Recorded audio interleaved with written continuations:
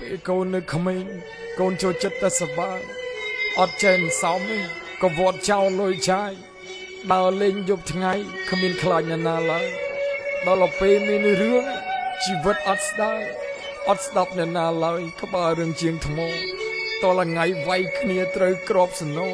អូឈាមចូលពេទ្យយកសយោម៉ូតូស្លាប់ចិត្តងាប់ខ្លួនទៅជាភ្នែកម៉ែក៏ខ្យល់ដាំបបងឲ្យឆ្នាំកូនលេបម៉ែឃើញកូនឈឺអាណិតស្នោស្រត់ទឹកភ្នែកជំនន់ពពោតម៉ែពោបំពេឲ្យកូនដេកមីងពូក៏ឆោឡោឃើញក្របបែកភ្លើងពីមេឃខំរត់ពីឋានរੂខំពួនពីយមរេក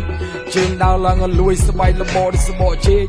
ម៉ែខំធ្វើការក្នុងទូតកោឲ្យសត្វតែមកហូបប៉ុន្តែកូននៅថោកទៀបលួចពីកមោមានអាកាសសូមបន្តិចហើយកូននេះអត់រៀនសូត្រគិតតែកិច្ចសាលាផឹកសារ៉ាជួកឆាចូលគុកពេលក្មេងញ៉ាត់ខ្វល់ឯងអត់ស្ដាប់ម៉ែថាដើមឈើយើងដុះមេឃប្រយ័ត្នតែស្លឹកឲ្យអត់ផ្លែគាត់មានផ្ទៃពោះចងន់កូនដល់តែ9ខែម៉ែក៏តមហាម៉ែក៏ភាសាបានតែបន្លែអត់មានកម្លាំងឯពេលដែលខំទៅស្ទូងស្រែឥ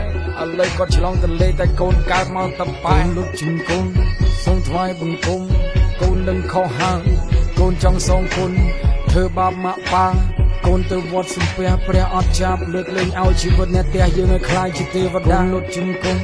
សូមថ្វាយបង្គំកូននឹងខុសហើយកូនអកតញ្ញូធ្វើបាបម៉ាក់ប៉ា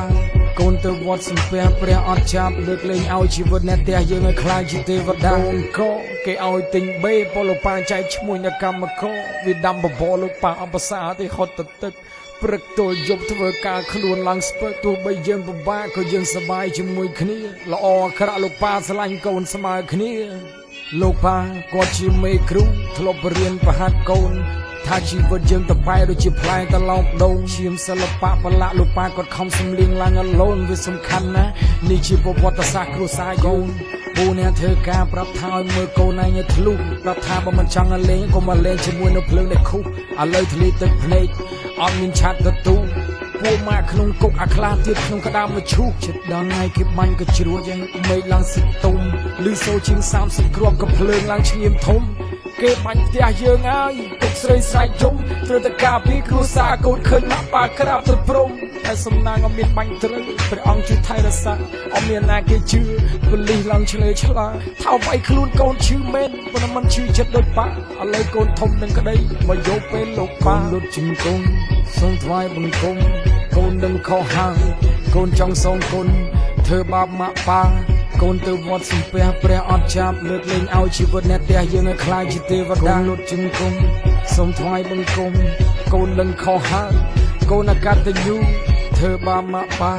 កូនទៅវត្តសំពះព្រះអត់ចាប់លើកលែងឲ្យជីវិតអ្នកផ្ទះយើងឲ្យខ្លាចជាទេវតា